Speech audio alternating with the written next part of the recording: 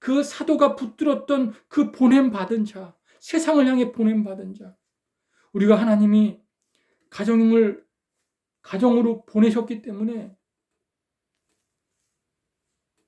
어떤 아내를 만나든지 또 어떤 아이를 낳든지 그 속에서 하나님의 사람으로서 하나님이 나를 보내셨기 때문에 그 속에서 요셉의 고백을 하는 거예요. 걱정하지 마세요. 두려워하지 마세요. 하나님이 나를 먼저 보내셨습니다. 형들 먼저 나를 먼저 보내셨습니다. 그런 고백을 하며 살아가는 거예요. 코로나로 아무리 힘든 일이 있어도 두려워하지 말라고. 다 하나님의 경륜 속에, 섭리 속에, 계획 속에 있으니까 무서워하지 말라고. 잠시 힘들 뿐이라고. 하나님 다 뜻이 있을 거라고. 나를 보냈지 않았냐? 너희를 보냈지 않았냐? 하면서 서로 힘을 주고 위로를 주고 그런 은혜가 있기를 주님의 이름으로 축원드립니다. 또 하나 여기서 살펴볼 것은요. 하나님이 우리를 보내셨는데 사도로 부르셨고, 두 번째로는 여기 보면 하나님이 복음을 위하여 택정함을 입었으니 라고 말하고 있습니다. 복음을 위하여. 그러니까 사도 바울을 하나님이 복음을 위하여 부르셨다는 거예요. 하나님의 복음. 여러분 그때 당시에는 하나님의 복음 하면은 잘 못 알아들었습니다. 왜냐하면 기독교인들이 그 복음이라는 단어를 쓰기 전에 궁궐 황제가, 로마의 황제가 그 복음을 띄어 썼습니다. 헬라어로 뉴 앙겔리오니아라고 하는데 굿 뉴스, 좋은 소식이란 뜻이에요. 그래서 황제가 자기 아들을 낳잖아요. 자기 그 왕의 대를 이을 아들을 낳으면 이게 너무 복된 소식이에요. 좋은 소식이에요.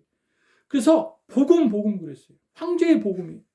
근데 여러분 세상의 복음, 황제의 복음, 또 사람의 복음, 이 복음은요 식민지의 입장에서 보면은 그건 복음이 아니라 재앙입니다. 만약에 그 아들을 낳은 그 아들이 이제 아버지 일을 대를 이어서 황제가 됐다고 한번 생각해 보세요. 아버지보다 더 식민지에 사는 백성들을 착취하고 압제하고 억압할 거예요. 더 힘들게 할 거예요. 그건 재앙이에요, 재앙. 그리고 세상의 복음은요, 늘 편협적이고 그리고 상대적입니다. 보세요.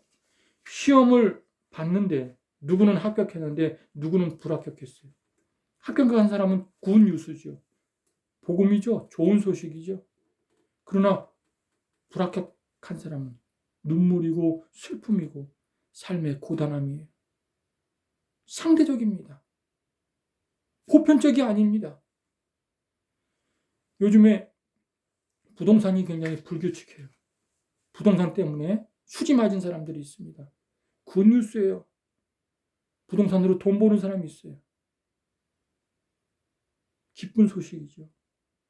하지만 그 부동산으로 손해가 막 급한 사람들은 뭐예요?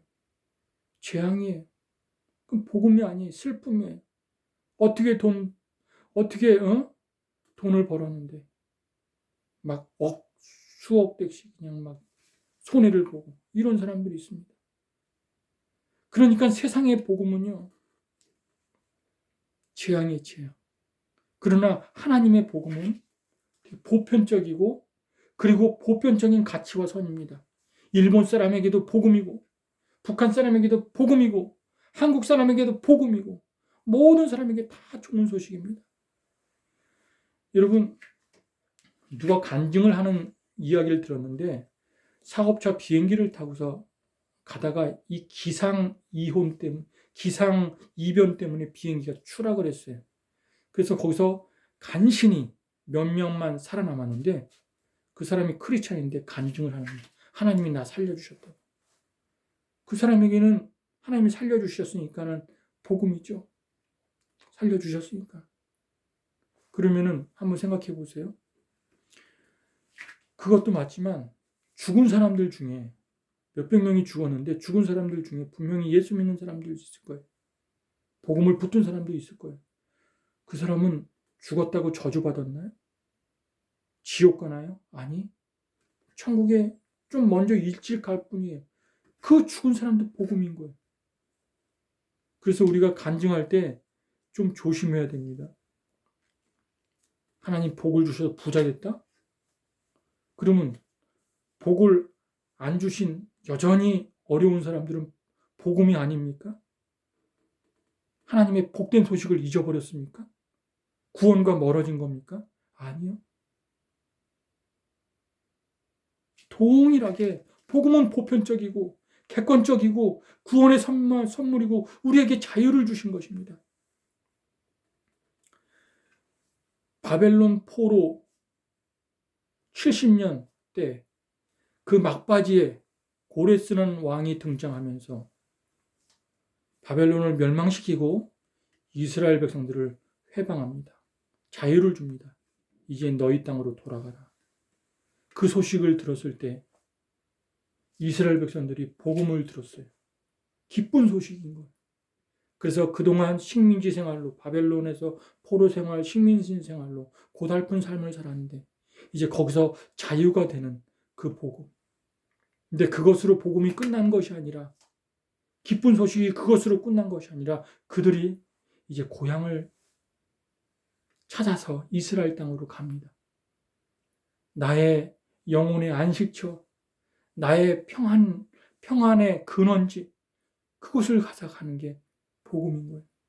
여러분, 복음을 붙들었을 때, 복음에 사로잡혔을 때, 우리가 이 땅에 살면서 세상에 얼매이고, 물질에 얼매이고, 사람에 매이고, 또 환경, 여러 가지 세상에 매여서 질질 끌려다니면서 살아갔던 우리가 복음을 붙들었을 때, 주님의 그 은총과 그 은혜를 받았을 때, 거기서 우리는 자유합니다. 근데 그것으로 끝나는 게 아니라 저 천국 소망을 가지고서 이제 한 발 한 발 더 가까이, 더 깊이 하나님 안으로, 하나님 세계 속으로 들어가는 겁니다. 이게 복음입니다. 이 하나님의 복음을 붙들고서 매일매일 승리하고 영적 싸움에 승리하며 정말 기쁨으로 살아가는 행복한 삶을 살기를 주님의 이름으로 축원드립니다. 할렐루야. 기도하겠습니다. 하나님, 믿음으로 살길 원합니다. 복음을 붙들고 살길 원합니다. 사도 바울이 만났던 그 하나님을 만나길 원합니다. 사도 바울이 나는 사도다.